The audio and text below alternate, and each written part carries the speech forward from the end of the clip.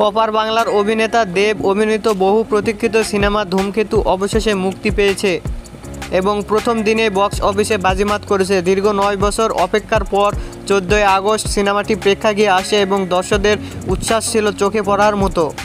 প্রথম দিনে সিনেমাটি 2,10,00,000 আয় করে এক অন্য রেকর্ড গড়েছে। ভারতীয় গণমাধ্যমে এক প্রতিবেদনে বলা হয়, সিনেমা মুক্তির পর থেকে দর্শক মহলে ছবিটি নিয়ে ব্যাপক আলোচনা শুরু হয়। শুভশ্রী দেব দুজনে নিজেদের সোশ্যাল মিডিয়া অ্যাকাউন্টে এই সাফল্যের খবরটি শেয়ার করেন। শুভশ্রী একটি ছবি পোস্ট করে লিখেছেন, বক্স অফিস শুধু কথা বলছে না, রীতিমতো গর্জন করছে।